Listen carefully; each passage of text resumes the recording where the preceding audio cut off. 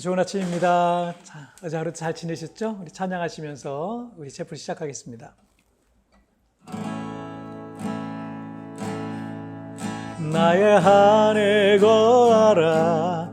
나는 내 하나님이니 모든 환난 가운데 너를 지키는 자라. 두려워하지 말라.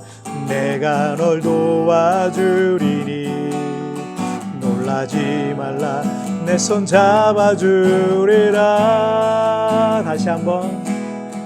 나의 한해 거하라.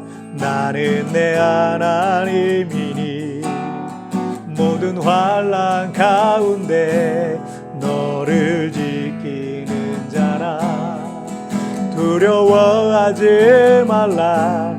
내가 널 도와주리니 놀라지 말라.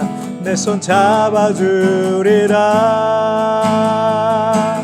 내가 너를 지명하여 불렀나니 너는 내 것이라. 내 것이라. 너의 하나님이라. 내가 너를 보배롭고 존귀하게 여기노라. 너를 사랑하는 내 여호와라.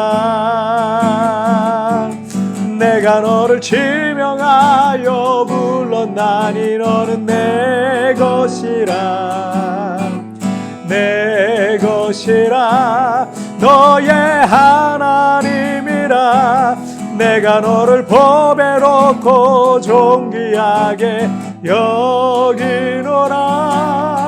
너를 사랑하는 내 여호와라.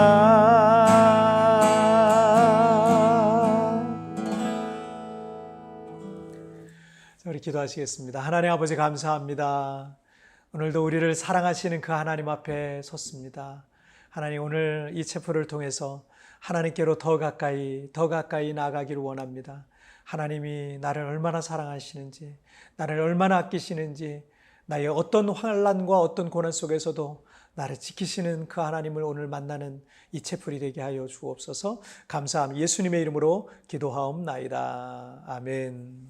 자, 오늘 우리에게 주신 하나님의 말씀은 시편 62편 9절부터 12절까지의 말씀, 제가 쉬운 성경으로 봉독해 올리도록 하겠습니다. 천한 사람들도 한낮 한숨에 지나지 않으며 아무리 뛰어난 사람들도 헛될 뿐입니다. 저울에 달아보면 아무것도 아닙니다. 그들 모두 달아봐도 한낮 한숨에 지나지 않습니다. 힘이 있다고 힘을 믿지 마십시오. 훔친 물건에 대해 자랑하지도 마십시오. 재산이 늘어난다 하더라도 그곳에 마음을 두지 마십시오. 하나님께서 말씀하실 때 내가 귀담아 들었습니다. 하나님께서 또다시 말씀하실 때 내가 들었습니다. 주만이 힘이 있는 분이십니다.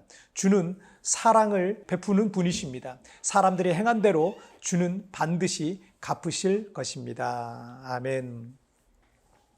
얼마 전에 끝난 이 2022년 베이징 이 동계올림픽에서 우리나라 온 국민들이 기대하고 있었던 그 쇼트트랙 경기는 시작하자마자 중국의 그 편파 판정으로 우리 국민들 모두가 분노를 사기에 충분했습니다.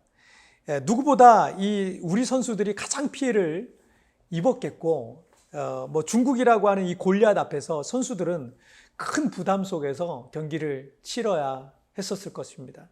그런 힘든 환경 속에서 우리 대표팀의 최민정 선수가 여자 1500m에서 금메달을 따냈거든요.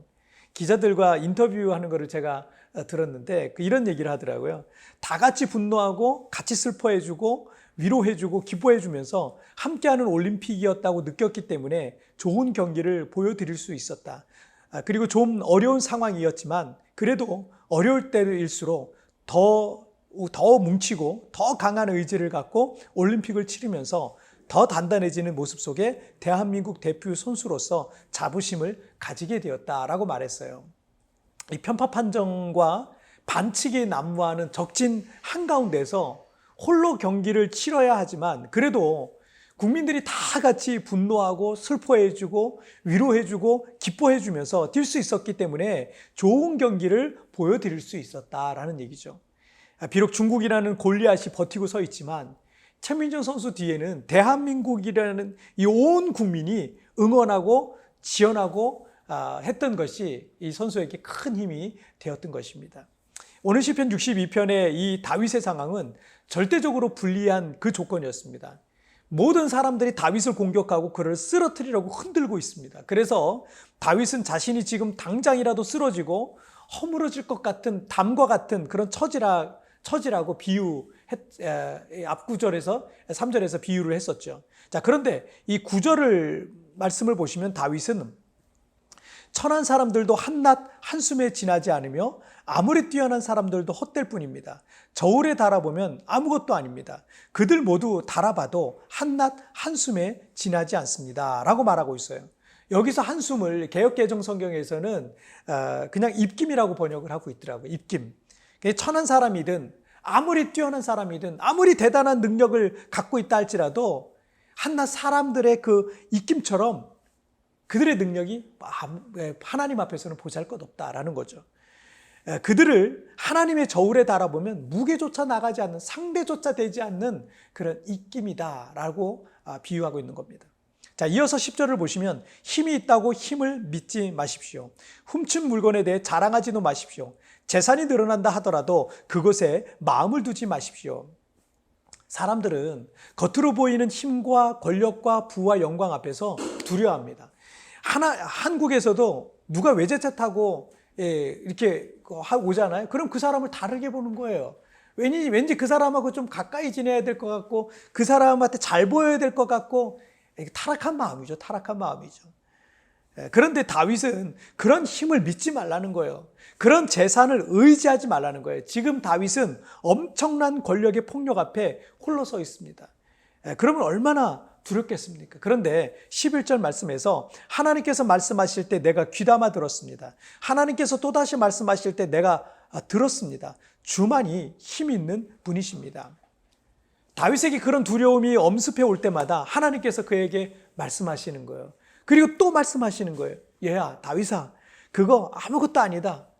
한낱 입김에 불과해. 두려워하지 마라. 모든 권능은 나에게 있다. 고직 권력 앞에 속지 마라. 이렇게 말씀해 주시는 거예요. 그런 말씀을 다윗이 자기는 듣고 또 들었다는 거예요. 오래전에 골리앗이 이스라엘 군대 앞에 큰 산처럼 서 있었을 때 모든 사람들은 골리앗을 다 두려워했습니다. 그런데 다윗이 그 골리앗 앞에서 당당하게 서 있을 수 있었던 이유는요, 세상의 권력이 하나님 앞에서는 한낱 입김에 불과하기 때문이라는 것을 다윗은 알고 있었거든요. 하나님께서 내 편이시고 하나님께서는 악인들을 심판하시고 내게 승리를 주실 수 있을 것이라고 다윗은 믿었던 겁니다. 그리고 그 골리앗 앞에 섰을 때나 또 지금 다윗이 너무나 큰 어려움 속에 홀로 서 있을 때나 같다는 거예요. 그들은 한낱 입김에 불과하다라는 거죠.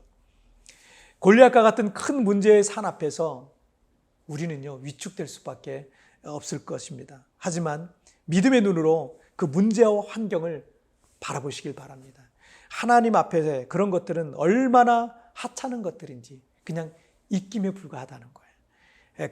그러나 하나님은 내 편이 되어주셔서 이 모든 불의한 상황 속에서 공의로 다스리시고 나를 구원하시고 승리를 주실 것입니다. 여러분, 세상이라는 또 문제라는 골리앗 앞에 당당히 서 있으시기를 주님의 이름으로 축복합니다. 자, 우리 기도하시겠습니다. 살아계신 하나님 아버지 감사합니다. 우리는 연약하여서 때때로 골리앗과 같은 큰 문제 앞에 서게 되면 두렵고 떨리고 염려와 걱정 속에 빠질 수밖에 없습니다.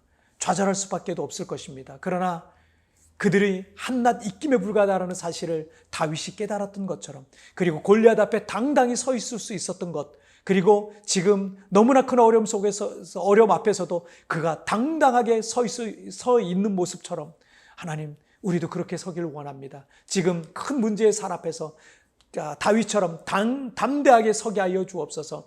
하나님, 당당히 맞서게 하여 주옵소서. 한낱 입김에 불과하다는 사실, 하나님이 내 편이시고 하나님이 나를 도와주시고 하나님이 나와 함께 하신다는 이 사실 앞에 우리 오늘 하루를 믿음으로 승리하게 하여 주시옵소서. 오늘도 주님 나와 동행하시고 내 힘과 능력이 되어주실 하나님을 찬양하며 예수님의 이름으로 기도하옵나이다. 아멘.